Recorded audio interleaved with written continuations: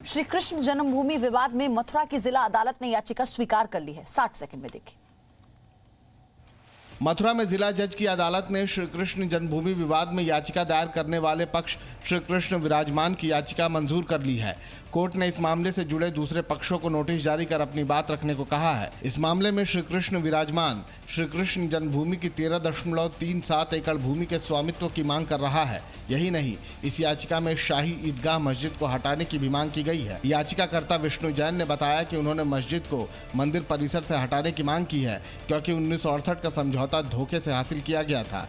1968 का कॉम्प्रोमाइज़ है, वो फ्रॉड से ऑब्टेन किया गया, गलत तरीके से ऑब्टेन किया गया है। इसीलिए वहाँ पे जो उसके बिहाफ में मस्जिद बनी है वो गलत बनी है और पूरा 13.37 एकड़ भगवान श्री कृष्ण विराजमान का है। उनको डिक्लेयर किया जाए कि ये ज़मीन उनकी है। इससे पहले सिविल जज की अदालत में ये याचिका खारिज कर दी गई थी, पर अब जिला जज साधना रानी ठाकुर की अदालत ने याचिका को मंजूर कर लिया है। इस मामले में अगली सुनवाई अब 18 नवंबर को होगी। वहीं हाथरस मामले में सीबीआई की जांच में कुछ नई चीजें टीम को मिली हैं। आप देखिए पूरी अपडेट 60 सेकंड में। हाथरस केस की जांच कर रही सीबीआई टीम ने आरोपियों के घरों में छानबीन की और कुछ कपड़े अपने साथ ले गई। कपड़ों पर कलर लगा था, जिस पर टीम को शक हुआ कि यह खून हो सकता है। हालांकि लवकुश के छोटे भाई ने बताया कि सीबीआई उसके यहां से बड़े भाई रवि के कपड़े ले गई है, जिन पर लाल रंग लगा हुआ था, क्योंकि वो पेंटिंग का काम करता है। ऐसा था, वैसे कलर था तो कलर में हो रहे थे, वरना यानी खून के कपड़े हैं तो इसके लिए पैक कर ली गई थी शक में। मामले में मुख्य आरोपी संदीप के पिता ने बताया कि सीबीआई उनके घर से एक मोबाइल फोन और उसकी 10वीं की मार्कशीट भी ले गई है। घर में आना चाहिए, बंद हुआ, हम सिम पे रखी। वो मोबाइल लेके गया और भी कुछ सीट होते आपके बेटे का। वारदात से कुछ दूर खड़े एक शख्स ने बताया कि उसने चीखने चिल्लाने की आवाज सुनी थी।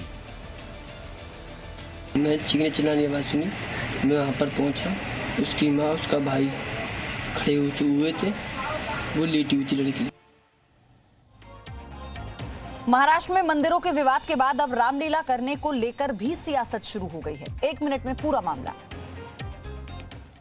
महाराष्ट्र में मंदिरों को बंद रखने के फैसले को लेकर उद्धव सरकार पहले ही विपक्ष के निशाने पर थी, मगर अब राज्य में रामलीला के मंचन पर लगी रोक को लेकर भी विपक्ष ने हमला शुरू कर दिया है। बीजेपी विधायक अतुल भातखलकर ने महाराष्ट्र सरकार से कहा कि वो रामलीला का कार्यक्रम कराने की परमिशन दे। और इसके लिए मैं माननीय मुख्यमंत्री जी से प्रार्थना करूंगा कि रामलीला मनाने के लिए वो परमिशन दे। उधर बीजेपी नेता राम कदम ने उद्धव सरकार पर हमला करते हुए कहा कि उद्धव सरकार अहंकार के कारण ऐसी मांगों को ठुकराती है। हिंदुत्व की बात करने वाली शिवसेना अहंकार के कारण उनकी मांग को ठुकराती है। विपक्ष के इन आरोपों पर शिवसेना विधायक प्रताप सरनाईक ने बचाव करते हुए कहा कि बीजेपी अब रामलीला के नाम पर सहानुभूति की मांग कर रही है। अब रामलीला के नाम पे लोगों को सहानुभूति लेने की कोशिश कर रही है। आपको बता दें कि महाराष्ट्र में अनलॉक 5 में भी राज्य सरकार ने मंदिरों को बंद रखने का फैसला किया है। कश्मीर में बडगांव एनकाउंटर के दौरान एक आतंकी ने सुरक्षा बलों के सामने आत्मसमर्पण किया है। 1 मिनट में पूरी खबर। बडगाम में मुठभेड़ के दौरान सुरक्षा बलों के सामने एक आतंकी के आत्मसमर्पण का वीडियो सामने आया है। ठीक है, कोई बात नहीं, कुछ नहीं होगा बेटा, एकदम आराम से, कुछ नहीं। आ जाओ, शाबाश, आ जाओ और उसका वेपन उठाओ, नागनी। नजदीक आते ही सुरक्षा बलों ने जहांगीर नाम के इस आतंकी को बैठने के लिए कहा और फिर उसे पीने के लिए पानी भी दिया। जहांगीर के आत्मसमर्पण को सुरक्षा बलों ने सराहा। गलती हो गई, ठीक है, चिंता मत, पानी दो, पानी लाओ, पानी लाओ। सारे दूर हो।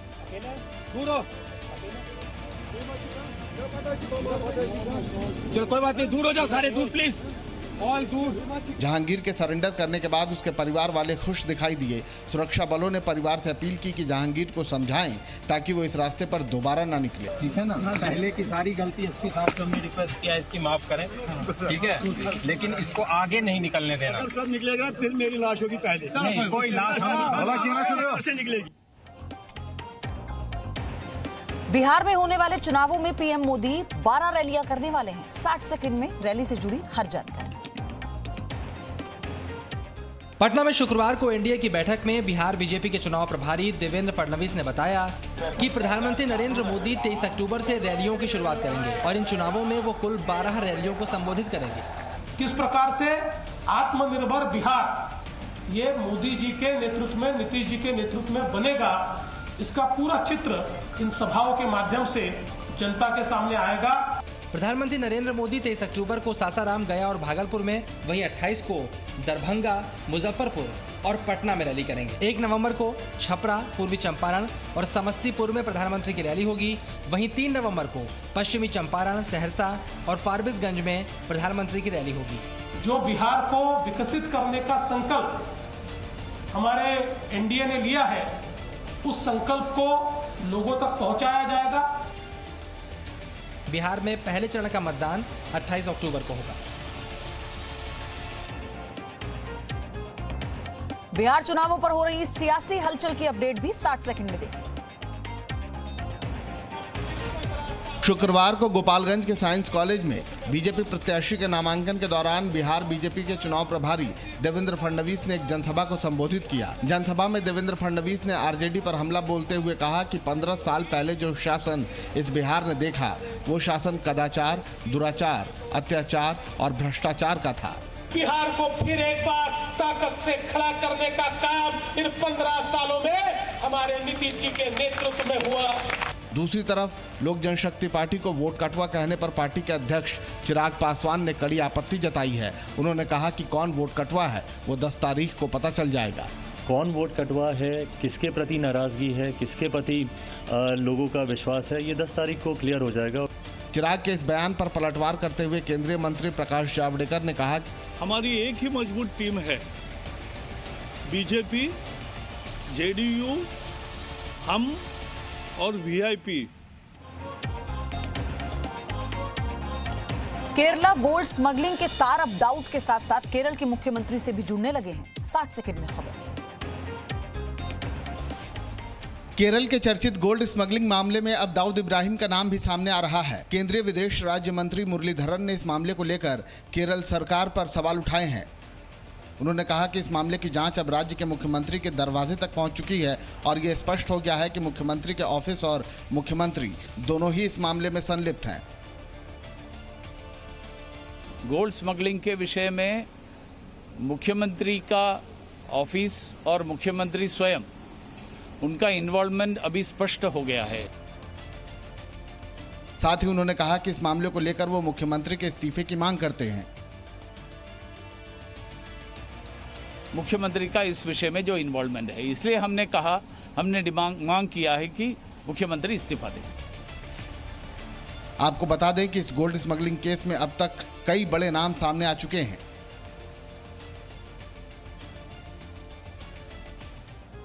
वहीं शुक्रवार को नीट परीक्षा 2020 के परिणाम घोषित कर दिए गए, जिसमें ओडिशा के शोएब आफ्ताब और दिल्ली की आकांक्षा सिंह ने पूरे 720 अंक हासिल किए। शुक्रवार को नीट 2020 के नतीजे घोषित कर दिए गए। इस परीक्षा में ओडिशा के शोएब और दिल्ली की आकांक्षा ने सबसे ज्यादा 720 अंक हासिल किए। हालांकि शोएब की उम्र ज्यादा होने की वजह से उन्हें टॉपर बनाया गया, जबकि आकांक्षा को दूसरा स्थान मिला। नीट के इतिहास में ऐसा पहली बार हुआ जब 2 लोगों को पूरे अंक मिले हैं। जी न्यूज से खास बातचीत में शोएब ने बताया कि कैसे कोरोना काल में उन्होंने लॉकडाउन का सकारात्मक तरीके से इस्तेमाल किया। इस साल कोविड का प्रॉब्लम था, उसको भी मैंने अपने एडवांटेज में लिया और मैं उसे एडवांटेज में काउंट करता हूं, क्योंकि उस टाइम पे मैंने ज़्यादा से ज़्यादा स्टडी में कर पाया। शोएब की मां अपने बेटे के इस प्रदर्शन पर भावुक हो गई और कहा कि इस खुशी को बयां करने के लिए उनके पास शब्द नहीं। मेरे लिए बहुत ही बड़ी दिन है सर। भावुक है पूरा देश आपके साथ। कंट्रोल नहीं कर सकती सर, मतलब आज एक्सप्लेन भी नहीं कर सकती मैं कितनी खुश हूँ। देश भर में आज से शारदीय नवरात्रों की शुरुआत हो चुकी है। आप देखिए 60 सेकंड में तमाम तस्वीरें। आज से देश भर में शारदीय नवरात्रों की शुरुआत हो गई है। नवरात्रों के पहले दिन मां शैलपुत्री की पूजा की जाती है। मां शैलपुत्री को ऊर्जा का स्रोत माना जाता है। देश भर में फैली कोरोना महामारी को देखते हुए इस बार मंदिरों में सावधानी बरती जा रही है। आने वाले भक्तों के हाथों को सैनिटाइज करने के साथ साथ उनका तापमान भी चेक किया जा रहा है। उधर जम्मू में भी मां वैष्णो देवी मंदिर के खुलने से भक्त काफी खुश दिखाई दिए। हालांकि मंदिर के बाहर भक्तों के बीच सोशल डिस्टेंसिंग का भी पूरा ध्यान रखा जा रहा है।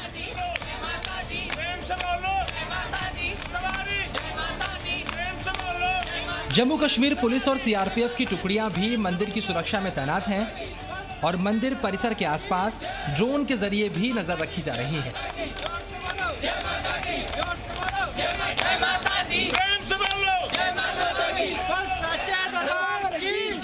Presenting B News app, available on Google Play and App Store. Download it now.